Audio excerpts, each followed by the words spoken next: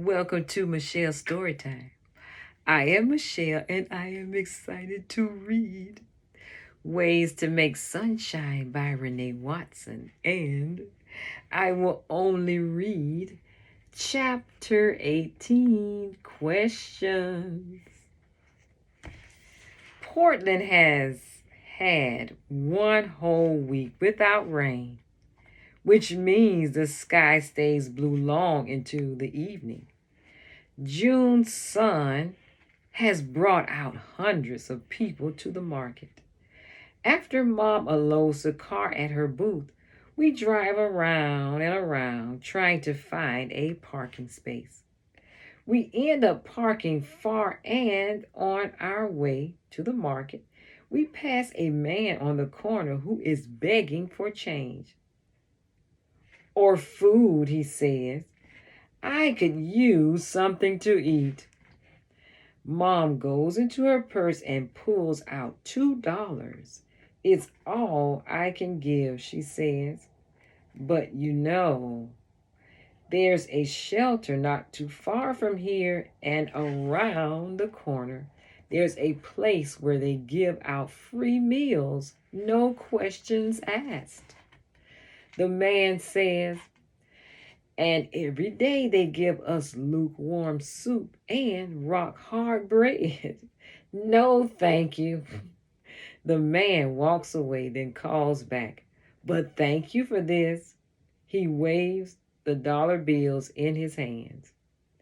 When we get to the market, Amanda and I help Mom set up, and then we are free to roam. The crowd is so thick, Amanda and I have to hold hands so we don't lose each other as we walk to our favorite booths. Amanda insists on stopping by the art man to get our moonstruck chocolate. But I just want to hurry to the scarves and things booth so I can ask the woman who works there about her grandmother and the hairpins, the seashells, postcard, handkerchief, and rose petals. Are you really going to tell her you live in her grandmother's old house? Amanda asks. We've stopped holding hands so she can unwrap her candy. I don't know if this is a good idea.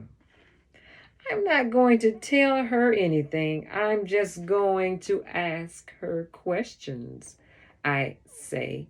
I just want to see if her family is connected to my family. When we get to the booth, there is a long line, and it's hard to get under the tent to start shopping and looking around. I don't see the woman who was here before, and I can't get to the table where I saw the hairpin. We push our way through the crowd, and finally I see her. I probably should have practiced what I was going to say, but I didn't. So when she says to me, "How can I help you?"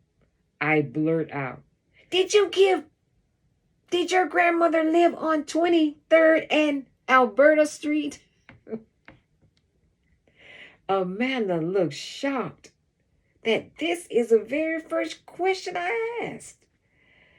But I don't know how to casually bring it up, so I thought I'd just go for it. Well, no, not that I know of. And what makes you ask that? Hi. My name is Ryan Hart. My mom works over at the Heart to Heart booth. I nudge Amanda, who is standing there like she really believes this woman is some kind of ghost. Hi, my name is Amanda. Well, hello, my name is Laura. I clear my throat. I think I might have something that belongs to your grandmother. I take the hairpins out of my pocket and hold them out in my hand. Oh my! The woman takes my hand and brings it closer to her. Why, isn't this something? You have something very precious, she says. But no one in my family lived on Alberta Street. When she says this, my whole heart squeezes into a fist. Are you sure? I'm sure, but these look just like the hairpin you had on display in your booth. I tell the woman the whole story. How I am living in a new old house, how I found the tin canister, how the hairpins match hers. Well, these were very popular in the 1940s. They're what we call vintage. And so many women wore them. I'm sorry I don't know who these belong to, but I am sure they are in good hands with you. A customer comes over to ask the woman a question. I say goodbye and head back with Amanda to Mom's station. Are you okay? Amanda asks. I shrug. I guess. I try to act like it doesn't matter, but it does. I really want to know who lived in our house. I wanted to go home and tell Ray I figured out the mystery. But instead, I walk with Amanda and we get to talking about the talent show and how I am not going to participate because I have no talent. You do have talent. Don't say things like that, Amanda tells me. Well, yeah, I do, but not the kind that is good on a stage, I say. Ever since Ray said it, I believe it even more. But I thought all fourth graders have to participate. We do. So what are you going to do? Well, participate doesn't mean perform on stage.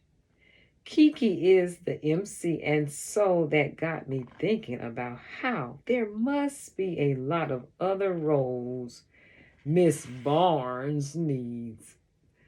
I say, I'm going to ask Miss Barnes if I can be an usher. Usually teachers seat their classes, but I can ask if I can greet everyone at the door and pass out the programs. That should count, right? Yep. And being friendly isn't necessarily a talent, but it is something I'm good at.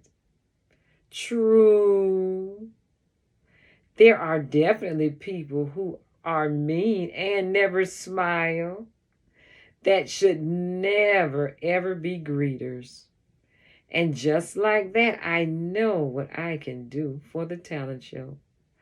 I can even help prepare the programs. I'm sure Miss Barnes will need help with that. Amanda and I get back to Mom's booth. She has so many things today. We don't have a lot to pack up. Mom drops Amanda off, and the moment we get home, Ray is asking me all kinds of questions about the woman and the hairpin. Did you see the woman? Did you find out who it belongs to? So many questions. No, I answer. Ray doesn't say I told you so or anything mean to rub it in my face. I think maybe he wants to know just as much as I do. Maybe it's good we don't know. Maybe it's some sad story and you should just put it back in your closet or throw it out in the garbage. Maybe, I say, even though I am absolutely not throwing any of it away. I go to bed tonight thinking about how I'll go to school on Monday and ask Miss Barnes if I can be a greeter for the talent show. Then I start thinking again about the tin canister and who it belonged to. I wonder what if Ray and Amanda have it wrong? What if the woman who lived here left it behind on purpose? Maybe it's some kind of welcome gift, some kind of special tin that I should keep and add on to and leave behind for the next person who sleeps in this room. That was the end of chapter 18. And please remember to come back to listen to chapter 19, Ways to Make Sunshine. Thank you for listening to Ways to Make Sunshine by Renee Watson, chapter 18. See you next time when I read chapter 19. And also remember to like this video and subscribe to my channel. Thank you again for listening and see you next time. Bye bye. Bye bye.